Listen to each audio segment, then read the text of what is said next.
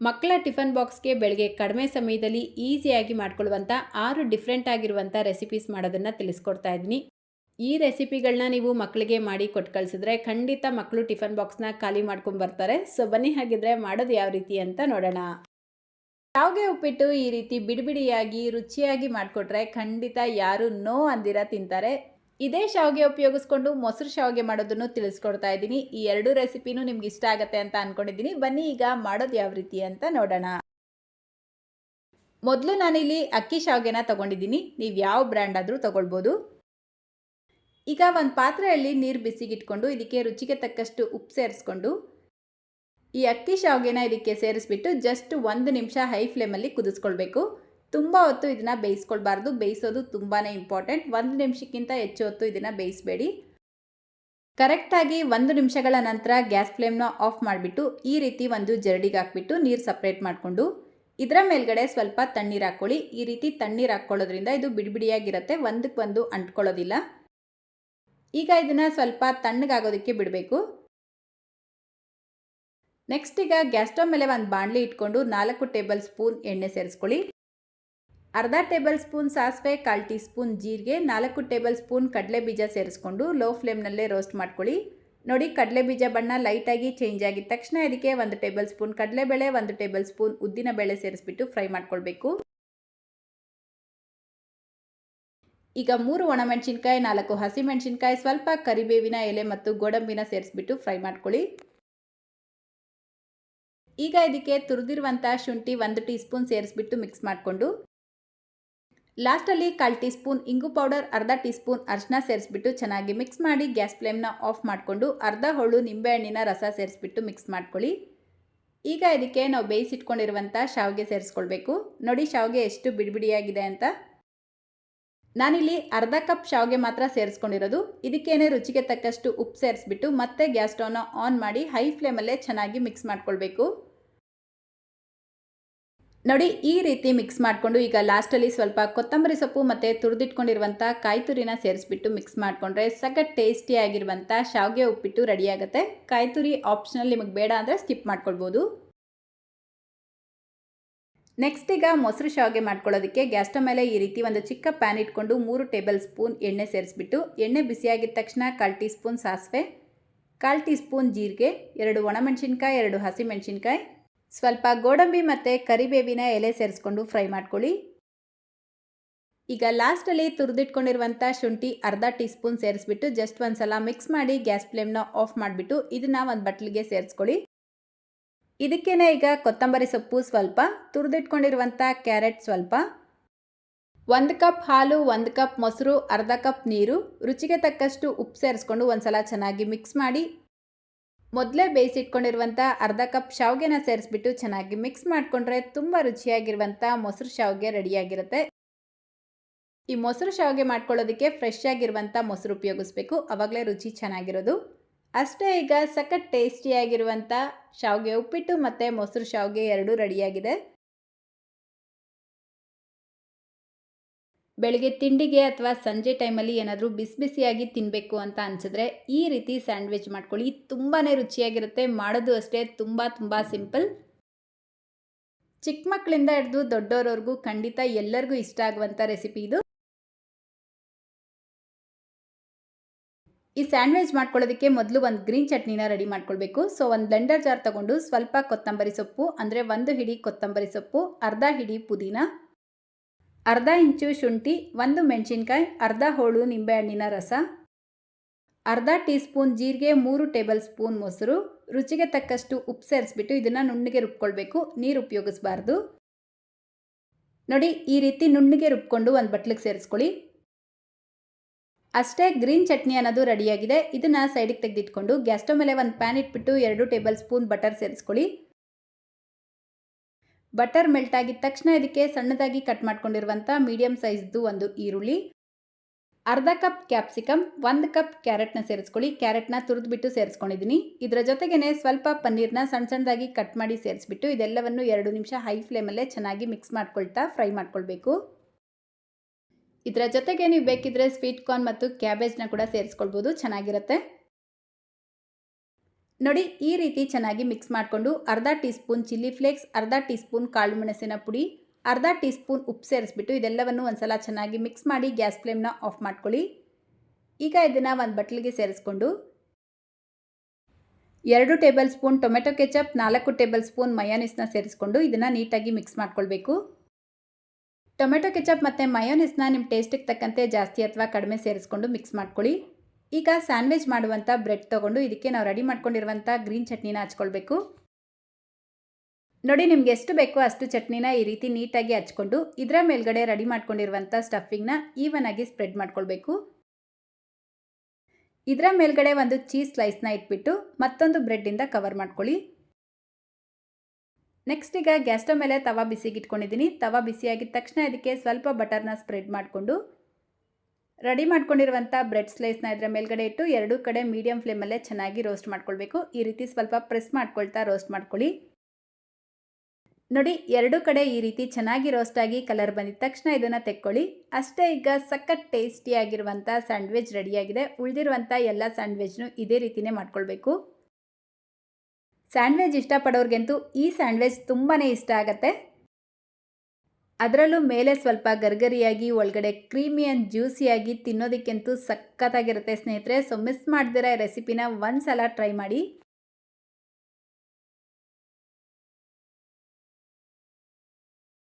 ಬನ್ಸಿ ರವೆ ಉಪಯೋಗಿಸ್ಕೊಂಡು ಬೆಳಗ್ಗೆ ತಿಂಡಿಗೆ ಮೃದುವಾಗಿರುವಂಥ ಇನ್ಸ್ಟೆಂಟ್ ರವೆ ಇಡ್ಲಿ ಮಾಡ್ಕೊಳ್ಳಿ. ತುಂಬಾ ಚೆನ್ನಾಗಿರುತ್ತೆ, ಬೇಗನೂ ಆಗುತ್ತೆ.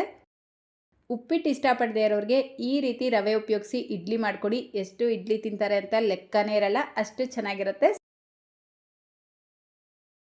ಮೊದಲು ಗ್ಯಾಸ್ ಸ್ಟವ್ ಮೇಲೆ ಒಂದು ಪ್ಯಾನ್ ಇಟ್ಕೊಂಡು 1 ಕಪ್ ಬನ್ಸಿ ರವೆನ ಸೇರಿಸ್ಕೊಂಡು ಲೋ ಟು ಮೀಡಿಯಂ ಫ್ಲೇಮಲ್ಲಿ 2 ನಿಮಿಷ ರೋಸ್ಟ್ ಮಾಡ್ಕೊಳ್ಬೇಕು.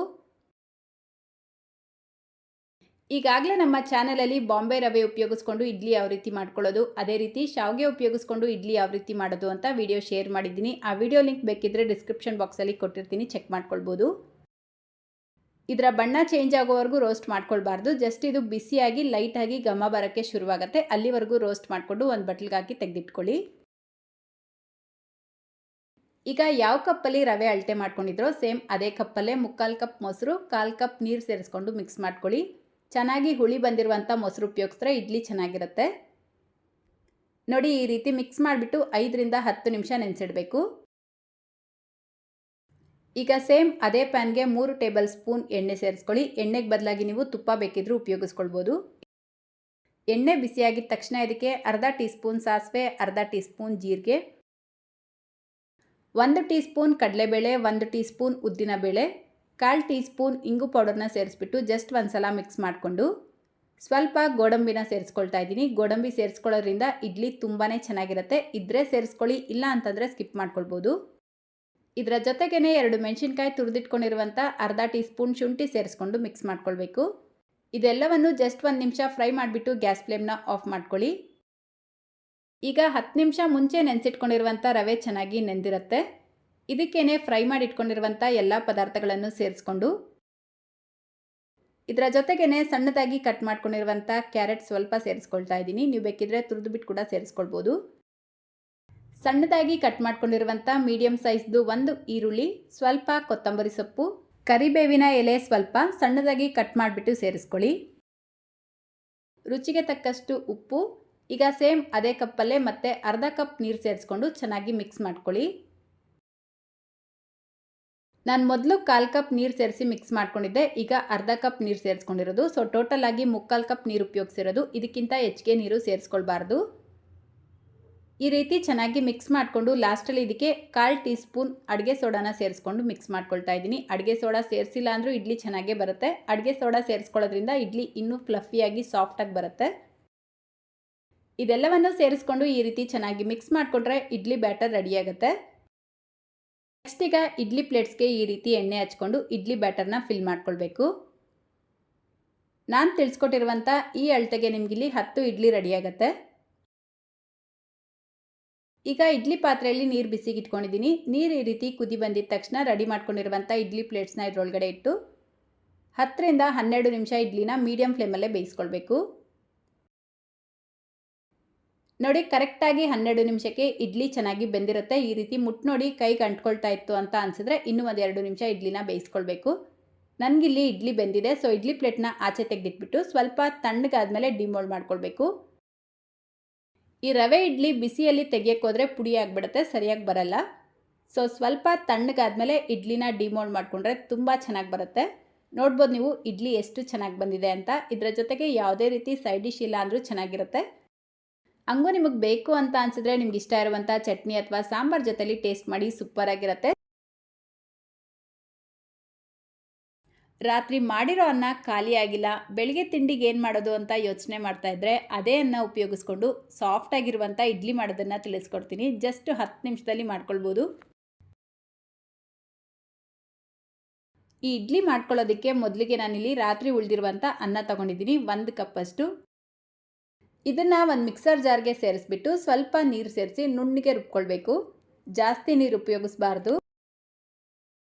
ನೋಡಿ ಸ್ವಲ್ಪನೂ ತರ್ತರಿಯಾಗಿಲ್ದಿರ ಈ ರೀತಿ ನುಣ್ಣಗೆ ರುಬ್ಕೊಳ್ಬೇಕು.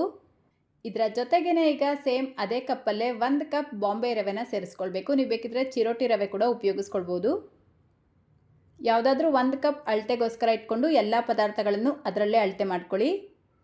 ಈಗ ಸೇಮ್ ಅದೇ ಕಪ್ಪಲ್ಲೇ 3/4 ಕಪ್ ಮೊಸರು ಸೇರಿಸ್ಕೊಳ್ತಾ ಇದ್ದೀನಿ. ಚೆನ್ನಾಗಿ ಹುಳಿ ಬಂದಿರುವಂಥ ಮೊಸರು ಅಥವಾ ಫ್ರೆಶ್ ಆಗಿರುವಂಥ ಮೊಸರು ಯಾವುದು ಬೇಕಾದರೂ ಉಪಯೋಗಿಸ್ಬೋದು. ಸೇಮ್ ಕಪ್ಪಲ್ಲೇ 1/4 ಕಪ್ ನೀರು ಸೇರಿಸ್ಕೊಂಡು ಇದೆಲ್ಲವನ್ನು ಒಂದ್ಸಲ ಚೆನ್ನಾಗಿ ಮಿಕ್ಸ್ ಮಾಡ್ಕೊಳ್ಳಿ. ಈಗ ಇದನ್ನು ರುಬ್ಕೊಳ್ಬೇಕು. ಜಸ್ಟ್ ಆನ್ ಆಫ್ ಮಾಡ್ಕೊಳ್ತಾ ರುಬ್ಕೊಳ್ಳಿ. ತುಂಬ ನುಣ್ಣಗೆ ರುಬ್ಕೊಳ್ಳೋದು ಬೇಡ, ಜಸ್ಟ್ ಇದು ಮಿಕ್ಸ್ ಆದರೆ ಸಾಕು. ಈ ರೀತಿ ರುಬ್ಕೊಂಡು ಇದನ್ನು ಒಂದು ಪಾತ್ರೆಗೆ ಸೇರಿಸ್ಕೊಳ್ತಾ ಇದ್ದೀನಿ. ಈಗ ಮತ್ತೆ ಸ್ವಲ್ಪ ನೀರು ಸೇರಿಸ್ಕೊಳ್ತಾ ಇದ್ದೀನಿ, ಅಂದರೆ 1/4 ಕಪ್ಗಿಂತ ಒಂಚೂರು ಕಡಿಮೆನೇ ಸೇರಿಸ್ಕೊಳ್ಳಿ. ಇದರ ಜೊತೆಗೇ ರುಚಿಗೆ ತಕ್ಕಷ್ಟು ಉಪ್ಪು ಸೇರಿಸ್ಕೊಂಡು 1 ಚಿಟಿಕೆ ಅಡುಗೆ ಸೋಡಾ ಸೇರಿಸ್ಕೊಳ್ತಾ ಇದ್ದೀನಿ. ನಾವಿಲ್ಲಿ ಇನ್ಸ್ಟೆಂಟ್ ಇಡ್ಲಿ ಮಾಡ್ಕೊಳ್ತಾ ಇರೋದ್ರಿಂದ ಅಡುಗೆ ಸೋಡಾ ಅಥವಾ ಈನೋ ಸೇರಿಸಿದ್ರೆ ಇಡ್ಲಿ ಫ್ಲಫಿಯಾಗಿ ಸಾಫ್ಟಾಗಿ ಚೆನ್ನಾಗಿ ಬರುತ್ತೆ. ಬೇಡ ಅಂದರೆ ಸ್ಕಿಪ್ ಮಾಡ್ಕೊಳ್ಬೋದು, ಆದರೆ ಇಡ್ಲಿ ಸಾಫ್ಟಾಗಿ ಬರೋದಿಲ್ಲ, ಸ್ವಲ್ಪ ಗಟ್ಟಿಯಾಗಿರುತ್ತೆ. ಈಗ ಇದನ್ನು ಕೈಯಿಂದನೇ ಚೆನ್ನಾಗಿ ಮಿಕ್ಸ್ ಮಾಡಿಕೊಂಡು 15 ನಿಮಿಷ ನೆನೆಸಿಡಬೇಕು. ಟೈಮ್ ಇದ್ದರೆ ಅರ್ಧ ಗಂಟೆ ಬೇಕಿದ್ರೂ ನೆನೆಸಿಡ್ಬೋದು, ಇಡ್ಲಿ ಚೆನ್ನಾಗಿ ಬರುತ್ತೆ. ನೋಡಿ ನಾನಿಲ್ಲಿ ಕರೆಕ್ಟಾಗಿ 15 ನಿಮಿಷ ನೆನೆಸಿಟ್ಟಿದ್ದೆ. ಇಡ್ಲಿ ಹಿಟ್ಟಿನ ಕನ್ಸಿಸ್ಟೆನ್ಸಿ ಈ ರೀತಿ ಸ್ವಲ್ಪ ಗಟ್ಟಿಯಾಗಿರಬೇಕು, ತೀರಾ ತೆಳುವಾಗಿ ಮಾಡ್ಕೊಳ್ಬಾರ್ದು. ಅಂದರೆ ನೀವು ನಾರ್ಮಲಾಗಿ ಇಡ್ಲಿ ಹಿಟ್ಟು ರೆಡಿ ಮಾಡ್ಕೊಳ್ತೀರಲ್ವ, ಅದೇ ಹದಕ್ಕೆ ಮಾಡ್ಕೊಳ್ಳಿ.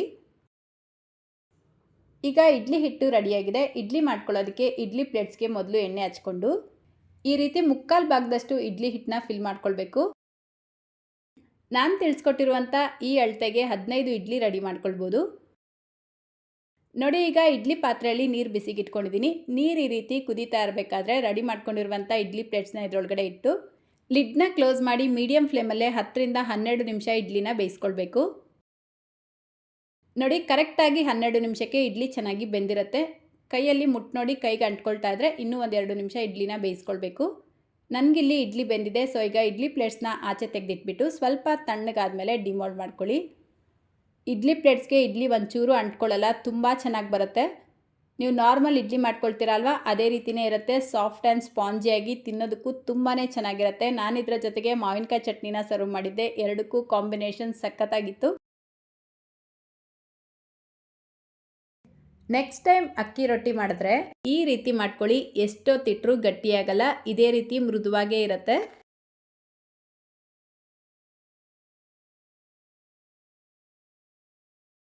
ಮೊದಲು ನಾನಿಲ್ಲಿ 2 ಕಪ್ ಅಕ್ಕಿ ಹಿಟ್ಟನ್ನ ತೊಗೊಂಡಿದ್ದೀನಿ. ಮನೆಯಲ್ಲೇ ಮಾಡಿರುವಂಥ ಅಕ್ಕಿ ಹಿಟ್ಟು ಅಥವಾ ಅಂಗಡಿ ಅಕ್ಕಿ ಹಿಟ್ಟು ಯಾವುದು ಬೇಕಾದರೂ ಉಪಯೋಗಿಸ್ಬೋದು. ಇದಕ್ಕೇನೆ ರುಚಿಗೆ ತಕ್ಕಷ್ಟು ಉಪ್ಪು, ಅರ್ಧ ಟೀ ಸ್ಪೂನ್ ಜೀರಿಗೆ ಸೇರಿಸ್ಬಿಟ್ಟು ಇದನ್ನು ಮೊದಲು ಚೆನ್ನಾಗಿ ಮಿಕ್ಸ್ ಮಾಡ್ಕೊಳ್ಳಿ. ಈಗ ಇದಕ್ಕೆ ತುರಿದಿಟ್ಕೊಂಡಿರುವಂಥ 1 ಮುಲ್ಲಂಗಿ, 1 ಕಪ್ ಸೌತೆಕಾಯಿ, 1 ಕಪ್ ಕ್ಯಾರೆಟ್ ಸೇರಿಸ್ಕೊಂಡಿದ್ದೀನಿ. ಕ್ಯಾರೆಟು, ಮುಲ್ಲಂಗಿ, ಸೌತೆಕಾಯಿ ಎಲ್ಲ ಸೇರಿಸಿ ನೀವು ರೊಟ್ಟಿ ಮಾಡೋದ್ರಿಂದ ರೊಟ್ಟಿ ಸಾಫ್ಟಾಗೂ ಇರುತ್ತೆ, ಟೇಸ್ಟಿಯಾಗೂ ಇರುತ್ತೆ, ಮಕ್ಕಳಿಗೂ ಇಷ್ಟ ಆಗುತ್ತೆ. ತರಕಾರಿ ತಿಂದೇ ಇರೋ ಮಕ್ಕಳಿಗೆ ಈ ರೀತಿ ಮಾಡಿಕೊಡಿ, ಖಂಡಿತ ಇಷ್ಟಪಟ್ಟು ತಿಂತಾರೆ. ಇದರ ಜೊತೆಗೇ 1 ಮೆಣಸಿನ್ಕಾಯಿನ ಸಣ್ಣದಾಗಿ ಕಟ್ ಮಾಡಿ ಸೇರಿಸ್ಕೊಂಡಿದ್ದೀನಿ. ಮಕ್ಕಳಿಗೋಸ್ಕರ ಮಾಡ್ತಾ ಇದ್ದೀರಾ ಅಂದರೆ ಮೆಣಸಿನ್ಕಾಯಿನ ಸ್ಕಿಪ್ ಮಾಡ್ಕೊಳ್ಬೋದು ಅಥವಾ ಪೇಸ್ಟ್ ಮಾಡಿಬಿಟ್ಟು ಸೇರಿಸ್ಕೊಳ್ಳಿ. ಸಣ್ಣದಾಗಿ ಕಟ್ ಮಾಡ್ಕೊಂಡಿರುವಂಥ ಕೊತ್ತಂಬರಿ ಸೊಪ್ಪು ಸ್ವಲ್ಪ ಕರಿಬೇವಿನ ಎಲೆ ಸೇರಿಸ್ಕೊಂಡು ಇದೆಲ್ಲವನ್ನು ಮೊದಲು ಚೆನ್ನಾಗಿ ಮಿಕ್ಸ್ ಮಾಡ್ಕೊಳ್ಬೇಕು. ನೀವು ಇದರ ಜೊತೆಗೆ ಬೇಕಿದ್ರೆ ಮೆಂತ್ಯ ಸೊಪ್ಪು, ಸಬ್ಸಿಗೆ ಸೊಪ್ಪೆಲ್ಲ ಸೇರಿಸ್ಬಿಟ್ಟು ಮಾಡಿದ್ರೆ ರೊಟ್ಟಿ ಇನ್ನೂ ರುಚಿಯಾಗಿರುತ್ತೆ. ನೋಡಿ ಈ ರೀತಿ ಇದನ್ನು ಮಿಕ್ಸ್ ಮಾಡಿಕೊಂಡು ಈಗ ಇದಕ್ಕೆ ಚೆನ್ನಾಗಿ ಬಿಸಿಯಾಗಿರುವಂಥ ಬಿಸಿನೀರನ್ನ ಸ್ವಲ್ಪ ಸೇರಿಸ್ಕೊಳ್ತಾ ಮಿಕ್ಸ್ ಮಾಡ್ಕೊಳ್ಬೇಕು. ನೀರು ಜಾಸ್ತಿ ಬಿಸಿ ಇರುತ್ತೆ, ನೀವು ಕೈಯಿಂದ ಕಲಸೋಕ್ಕೆ ಆಗಲ್ಲ ಅಂದರೆ ಬೇಕಿದ್ರೆ ಒಂದು ಸ್ಪೂನ್ ಸಹಾಯದಿಂದ ನಿಧಾನಕ್ಕೆ ಮಿಕ್ಸ್ ಮಾಡ್ಕೊಳ್ಬೋದು.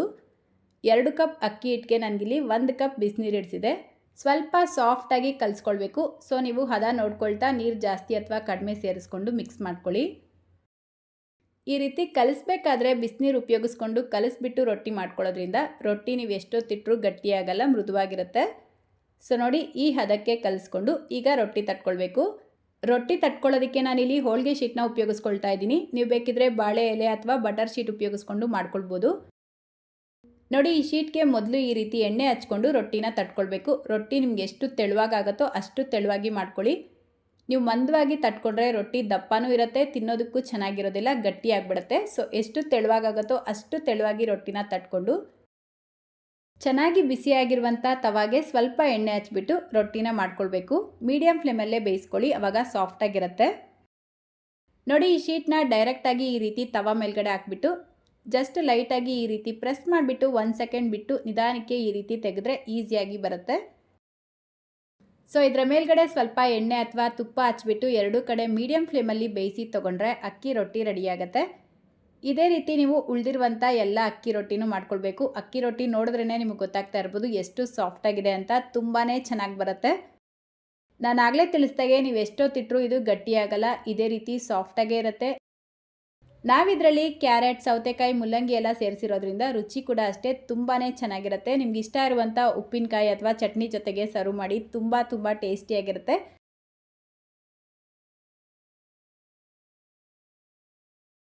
ನಮ್ಮ ಲಾಸ್ಟ್ ರೆಸಿಪಿ ರಾಗಿ ಮಸಾಲ ಇಡ್ಲಿ. ಮೊದಲು ಒಂದು ಬಟ್ಲು ತೊಗೊಂಡು 1 ಕಪ್ ರಾಗಿ ಹಿಟ್ಟನ್ನ ಸೇರಿಸ್ಕೊಳ್ತಾ ಇದ್ದೀನಿ. ಮನೆಯಲ್ಲೇ ಮಾಡಿರುವಂಥ ರಾಗಿ ಹಿಟ್ಟು, ಅಂಗಡಿ ರಾಗಿ ಹಿಟ್ಟು ಯಾವುದು ಬೇಕಾದರೂ ಉಪಯೋಗಿಸ್ಕೊಳ್ಬೋದು. ಇದಕ್ಕೇನೆ ತುರಿದಿಟ್ಕೊಂಡಿರುವಂಥ ಕ್ಯಾರೆಟ್ ಅರ್ಧ ಕಪ್, ಸಣ್ಣದಾಗಿ ಕಟ್ ಮಾಡ್ಕೊಂಡಿರುವಂಥ ಮೆಣಸಿನ್ಕಾಯಿ 1, ಸ್ವಲ್ಪ ಕರಿಬೇವಿನ ಎಲೆ, ಸ್ವಲ್ಪ ಕೊತ್ತಂಬರಿ ಸೊಪ್ಪು, ರುಚಿಗೆ ತಕ್ಕಷ್ಟು ಉಪ್ಪು, ಅದೇ ಕಪ್ಪಲ್ಲೇ ಅರ್ಧ ಕಪ್ ಮೊಸರು, 1 ಕಪ್ ನೀರು ಸೇರಿಸ್ಕೊಂಡು ನಿಧಾನಕ್ಕೆ ಇದನ್ನು ಗಂಟಿಲ್ಲದೆ ಇರೋ ಥರ ಚೆನ್ನಾಗಿ ಮಿಕ್ಸ್ ಮಾಡ್ಕೊಳ್ಬೇಕು. ಈ ತಿಂಡಿನ ನೀವು ಮಕ್ಕಳಿಗೋಸ್ಕರ ಮಾಡ್ಕೊಡ್ತಾ ಇದ್ದೀರಾ ಅಂದರೆ ಮೆಣಸಿನ್ಕಾಯಿನ ಸ್ಕಿಪ್ ಮಾಡ್ಕೊಳ್ಬೋದು ಅಥವಾ ಪೇಸ್ಟ್ ಮಾಡಿಬಿಟ್ಟು ಸೇರಿಸ್ಕೊಳ್ಳಿ. ಪೂರ್ತಿ ನೀರನ್ನ ಒಂದೇ ಸಲ ಸೇರಿಸ್ಕೊಳ್ದಿರಾ ಈ ರೀತಿ ಸ್ವಲ್ಪ ನೀರು ಸೇರಿಸ್ಕೊಳ್ತಾ ಚೆನ್ನಾಗಿ ಮಿಕ್ಸ್ ಮಾಡ್ಕೊಳ್ಳಿ. ಕನ್ಸಿಸ್ಟೆನ್ಸಿ ಅನ್ನೋದು ಒಂಚೂರು ಗಟ್ಟಿಯಾಗೇ ಇರಬೇಕು. ನೋಡಿ ಈ ರೀತಿ ಕಲಿಸ್ಕೊಳ್ಬೇಕು. ಈಗ ಇಡ್ಲಿ ಪ್ಲೇಟ್ಸ್ಗೆ ಎಣ್ಣೆ ಹಚ್ಕೊಳ್ತಾ ಇದ್ದೀನಿ. ನಾನಿಲ್ಲಿ ಚಿಕ್ಕ ಇಡ್ಲಿಗಳನ್ನು ಮಾಡ್ಕೊಳ್ತಾ ಇದ್ದೀನಿ. ನಿಮಗೆ ಈ ರೀತಿ ಚಿಕ್ಕ ಇಡ್ಲಿ ಮಾಡೋದಕ್ಕೆ ಇಷ್ಟ ಆಗಲ್ಲ ಅಂದರೆ ನೀವು ಬೇಕಿದ್ರೆ ತಟ್ಟೆ ಇಡ್ಲಿ ಥರ ಮಾಡಿಬಿಟ್ಟು ಕಟ್ ಮಾಡ್ಕೊಳ್ಬೋದು. ಸೊ ನೋಡಿ ಇಡ್ಲಿ ಪ್ಲೇಟ್ಸ್ನ ಈ ರೀತಿ ಅರೇಂಜ್ ಮಾಡಿಕೊಂಡು ಒಂದು ಕುಕ್ಕರಲ್ಲಿ ಸ್ವಲ್ಪ ನೀರು ಬಿಸಿಗೆ ಇಟ್ಕೊಂಡಿದ್ದೀನಿ. ನೀರು ಈ ರೀತಿ ಕುದೀತಾ ಇರಬೇಕಾದ್ರೆ ರೆಡಿ ಮಾಡ್ಕೊಂಡಿರುವಂಥ ಇಡ್ಲಿ ಪ್ಲೇಟ್ಸ್ನ ಇದರೊಳಗಡೆ ಇಟ್ಟು ಕರೆಕ್ಟಾಗಿ ಲೋ ಟು ಮೀಡಿಯಮ್ ಫ್ಲೇಮಲ್ಲಿ 10 ರಿಂದ 15 ನಿಮಿಷ ಇದನ್ನು ಬೇಯಿಸ್ಕೊಳ್ಬೇಕು. ನೋಡಿ ಕರೆಕ್ಟಾಗಿ 15 ನಿಮಿಷಕ್ಕೆ ಇಡ್ಲಿ ಚೆನ್ನಾಗಿ ಬೆಂದಿರುತ್ತೆ. ಈಗ ಇಡ್ಲಿ ಪ್ಲೇಟ್ಸ್ನ ಆಚೆ ತೆಗೆದಿಟ್ಬಿಟ್ಟು ಸ್ವಲ್ಪ ತಣ್ಣಗಾದ್ಮೇಲೆ ನಿಧಾನಕ್ಕೆ ಡಿಮೋಲ್ಡ್ ಮಾಡ್ಕೊಳ್ಳಿ. ಈ ರೀತಿ ಎಲ್ಲ ಇಡ್ಲಿನೂ ಡಿಮೋಲ್ಡ್ ಮಾಡಿಕೊಂಡು ಸೈಡಿಗೆ ತೆಗೆದಿಟ್ಕೊಂಡು ಈಗ ಗ್ಯಾಸ್ ಸ್ಟವ್ ಮೇಲೆ ಒಂದು ಪ್ಯಾನ್ ಇಟ್ಕೊಂಡು 4 ಟೇಬಲ್ ಸ್ಪೂನ್ ಎಣ್ಣೆ ಸೇರಿಸ್ಕೊಂಡಿದ್ದೀನಿ. ಎಣ್ಣೆಗೆ ಬದಲಾಗಿ ನೀವು ತುಪ್ಪ ಬೇಕಿದ್ರೂ ಉಪಯೋಗಿಸ್ಕೊಳ್ಬೋದು.